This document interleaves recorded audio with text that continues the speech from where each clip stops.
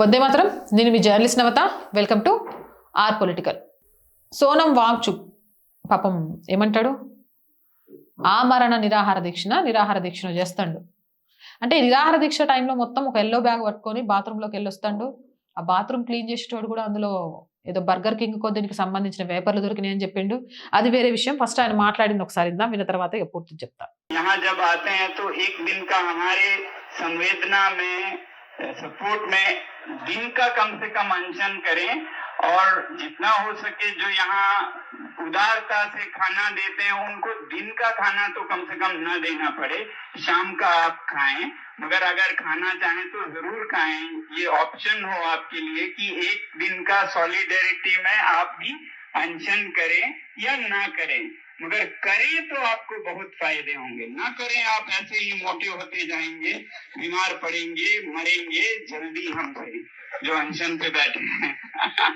तो ऑटोफेजी का फायदा लीजिए, कीटोसिस का फायदा लीजिए, एक दिन का कम से कम अनशन रखिए। हमारे साथ जो और विद्यार्थी युवक युवतियां बैठे हैं उनके साथ आप भी कम से कम एक दिन का रखिए, दिन का अनशन रखिए, आपके लिए फायदा होगा।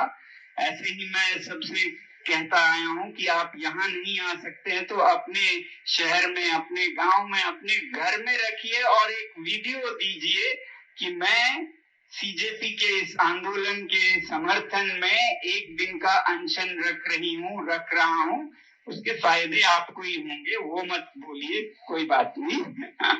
तो इस तरह से आप भी समर्थन करेंगे तो लोगों का दिल पिघलेगा और लोग जुड़ते।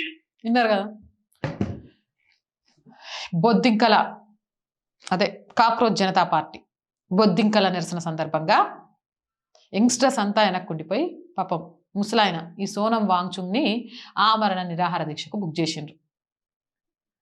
ఆయన్ని చూస్తుంటే ఈ కష్టాలు పగోడికి కూడా రావద్దనిపిస్తోంది. పూర్వం పెద్దలు నిజాయితీగా నిరాహార దీక్ష ప్రారంభిస్తే వారితో పాటు మరికొందరు కూడా వారి వారి అవకాశాన్ని బట్టి 1 రోజు లేదా 2, 3 రోజులు లేదా 5 రోజుల నిరాహార దీక్షకు కూర్చొని ఆ పెద్దవారికి మానసిక స్థైర్యం ఇచ్చేవాళ్ళు.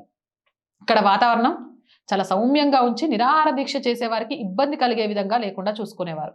అంటే దీక్షకు కూర్చున్న వారి దృష్టి ఆహార పదార్థాల వైపు పడకుండా, వారి మానసిక బలహీనతలు పెరగకుండా తగు జాగ్రత్తలు తీసుకునేవారు. దైవభక్తి ఉన్నవారు దీక్షకు కూర్చుంటే వారిని ఉత్సాహపరచడానికి, ఆకలి నీరసం తెలియకుండా ఉండడానికి భజనలు, నామస్మరణ వంటి కార్యక్రమాలు కూడా చేసేవారు. ఇప్పుడు ఢిల్లీలో జంతర్ మంతర్ వద్ద ఈ కాక్రోచ్ బొద్దింకల నిరాహార దీక్ష శిబిరం వద్ద అటువంటి వాతావరణమే లేదు. పాపం ఆయన తిండి లేకుండా 5 రోజుల నుంచి దీక్షలో కూర్చోబెట్టి ఎదురుగా గుమగుమలాడే చికెన్ బిర్యానీలతో సహా నానా రకాల తిను పదార్థాలు ఫ్రీగా వస్తున్నాయని పందులు తిన్నట్టు తింటారు.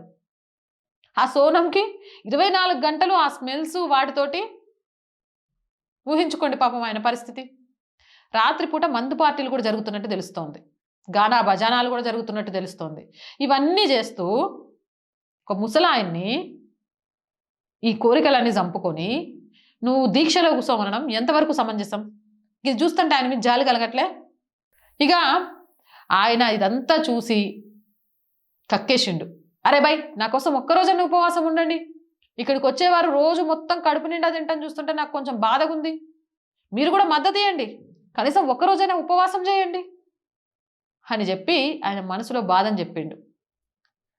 ఇక్కడ ఎంతో ఉదారంగా భోజనం అందించే వారికి కనీసం మధ్యాహ్న భోజనమైనా వద్దు అని చెప్పండి, తద్వారా వారికి కూడా కొంత భారం తగ్గుతుంది, కావాలనుకుంటే రాత్రిపూట భోజనం చేయొచ్చు అని చెప్తున్నారు. ఒకవేళ మీరు ఇక్కడికి రాలేకపోతే మీ సొంత ఊరిలోనే లేదా మీ ఇంట్లోనో ఒకరోజు ఉపవాసం ఉండి ఆ విషయాన్ని వీడియో ద్వారా సోషల్ మీడియాలో పంచుకోండి. నేను కూడా ఈ ఉద్యమానికి మద్దతుగా ఒకరోజు ఉపవాసం ఉంటున్నానని చెప్పడం ప్రజలలో ఈ ఉద్యమం పట్ల ఉన్న ఆదరణ మరియు మద్దతు పెరుగుతోందని ఆయన అనుకుంటున్నాడు. ఇండైరెక్ట్గా అక్కడున్న యువ బొద్దింకలకు, అదే కాక్రోచ్ జనతా పార్టీ సభ్యులకు క్లాస్ బీకారు. ఇటువంటి ఇబ్బందులు వస్తాయని ముందుగానే ఊహించి మెయిన్ అభిజిత్ దీప్కి ముందే స్టేట్మెంట్ ఇచ్చాడు. అందరూ నిరాహార దీక్షకు కూర్చుంటే ఉద్యమాన్ని నడిపేదెవరు అని ఒక యూట్యూబర్కి ఇచ్చిన ఇంటర్వ్యూలో. ఆయన తెలివైనోడు, ఏడ నన్ను కూర్చోమంటారు అని ముందర కాళ్ళకు కళ్ళం వేసేసిండ్రు. నిరాహార దీక్ష అనేది ఒక సున్నితమైన భావోద్వేగాలతో కూడిన దీక్ష. దానిని ఎర్రడప్పుల వాళ్ళు నిర్వహించలేరు అని మరొకసారి నిరూపితమవుతుంది. జై హింద్, జై భారత్. అండ్ ఆర్థికంగా ఆర్ వాయిస్కి మీ చేయూత చాలా అవసరం. First week salaries rent, maintenance ఇలా చాలా ఉన్నాయి. మేము బ్రేక్ ఈవెన్కి చేరుకోవడానికి చాలా కష్టపడుతున్నాం, కానీ బ్రేక్ ఈవెన్కి చేరుకోలేకపోతున్నాం. త్వరలోనే చేరుకుంటామనే ఒక నమ్మకం ఉంది. అప్పటిదాకా మాత్రం ఈ ఛానల్ని ముందుండి ఆర్థికంగా నడిపించాల్సిన బాధ్యత మీదే. మీరున్నారు కాబట్టి ఈ ఛానల్ నడుస్తుంది. అలానే నడిపిస్తారు అని ఆశిస్తున్నాను. ఆర్థికంగా సపోర్ట్ చేస్తూ ఈ ఛానల్ని నిలబెడతారని కోరుకుంటున్నాను.